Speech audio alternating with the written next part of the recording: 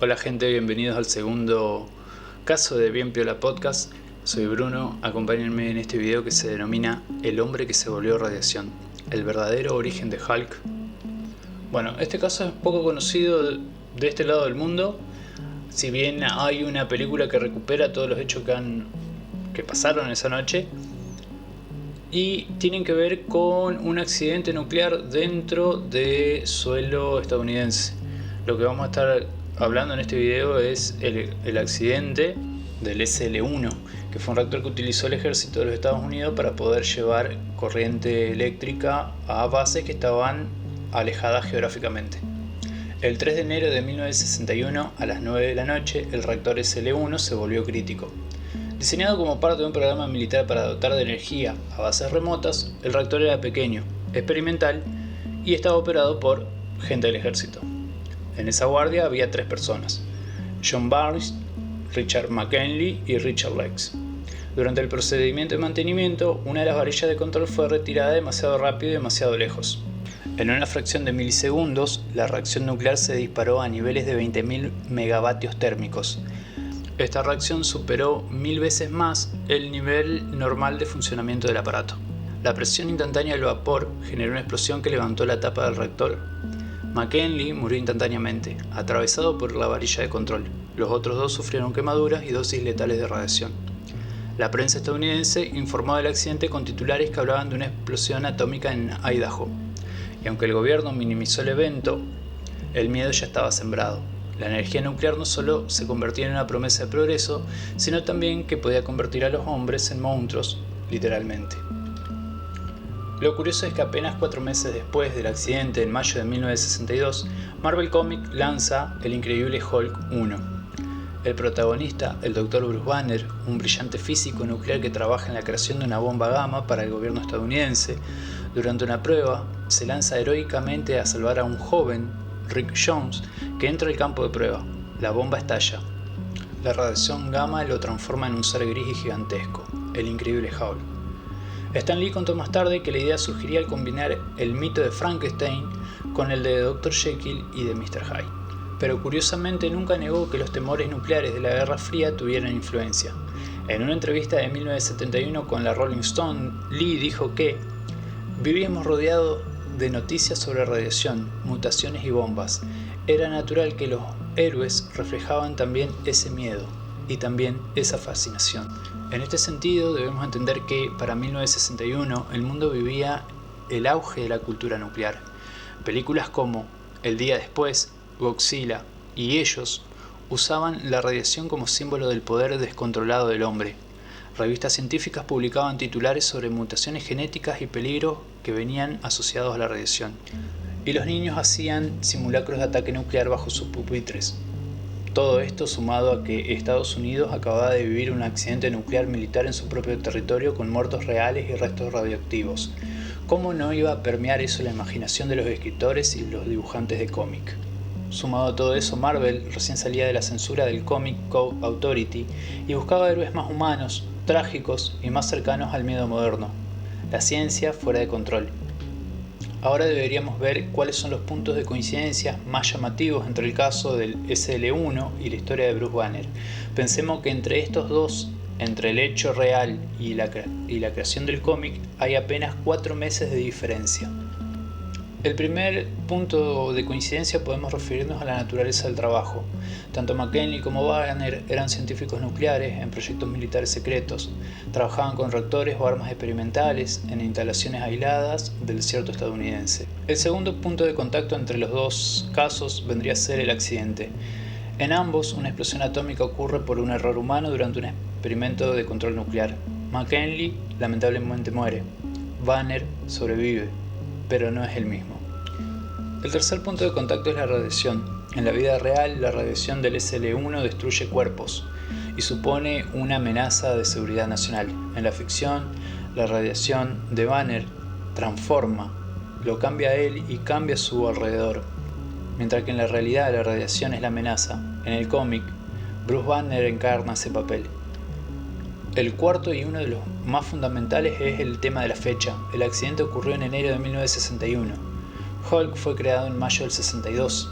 El margen de tiempo es suficiente para que Stan Lee y Jack Kirby conocieran la historia, analizaran los reportajes del New York Times, del Life Magazine y también los informes presentados por la Comisión de Energía Atómica.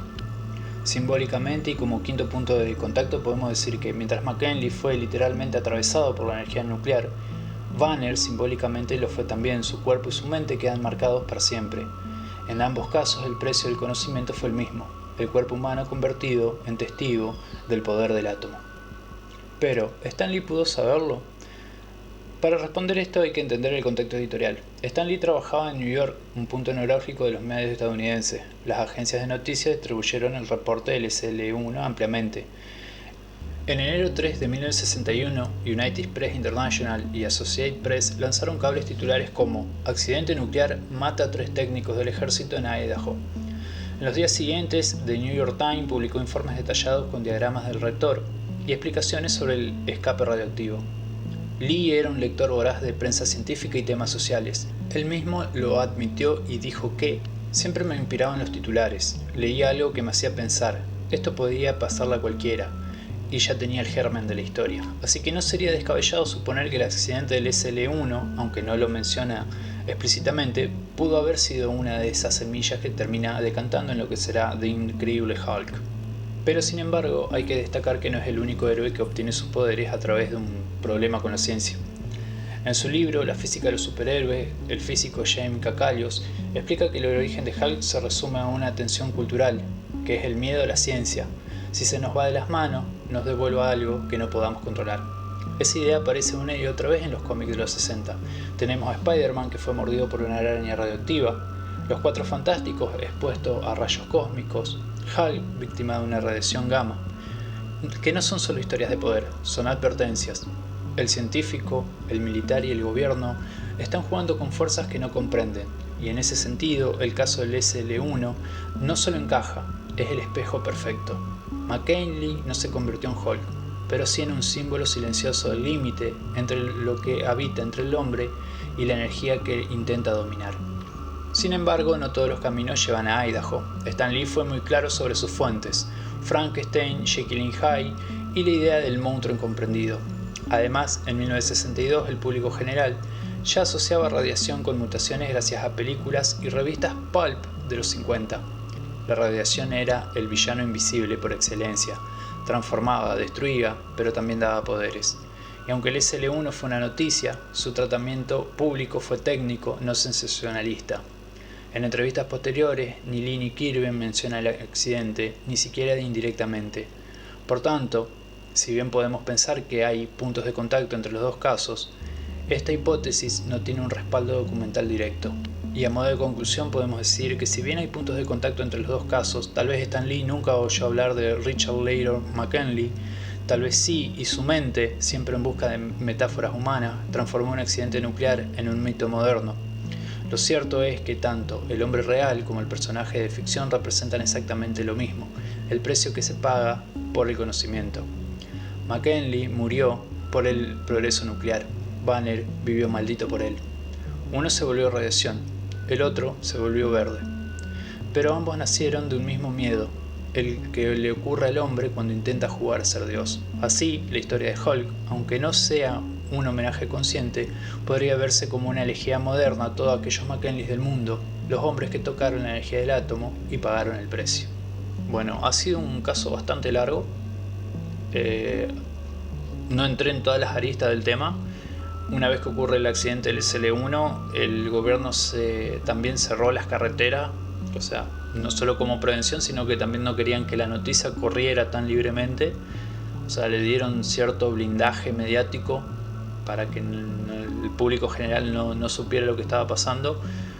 Hay una película que recupera lo que pasó en el SL1, la voy a estar dejando en los comentarios o en la descripción.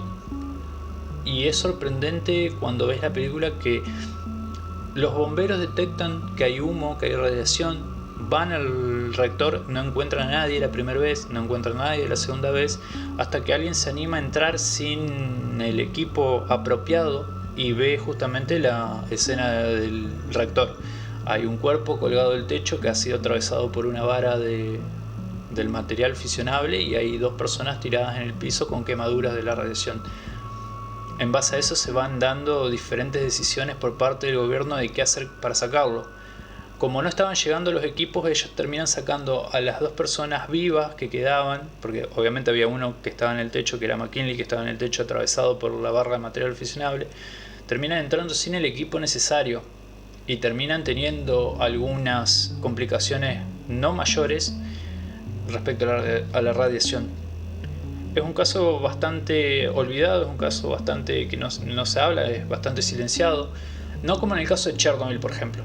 De Chernobyl tenemos una serie que recupera minuto a minuto qué fue lo que ocurrió, cuáles fueron los principales involucrados, cómo se actuó y demás. Sí destaco que tanto en el Chernobyl serie como en el Chernobyl real, el gobierno trató de silenciar esto. Siempre aparece esta figura de un gobierno silenciador que no quiere que el público sepa que ha ocurrido algo. También tenemos que entender que estos podcasts se refieren a un tiempo en el cual el mundo estaba dividido en 2. Tenemos por un lado la parte de la URSS y por otro lado tenemos la parte de Estados Unidos, el mundo dividido al medio. Nadie quería mostrar sus deficiencias al mundo porque hablaba mal del gobierno justamente. Bueno, ha sido todo por hoy. Ya me cansé de hablar. Espero que les guste, espero que me apoyen con un me gusta, con un comentario. O sea, estoy empezando, quiero contarles que compré una placa de sonido, capaz que estoy grabando con un poquito mejor de sonido. Me sirve también para colocar efectos especiales. O sea, toqué un botón, no funcionó. Bueno, no importa, ya la aprenderé a usar. Nada, suscríbanse, apoyen el canal y muchísimas gracias por escucharme.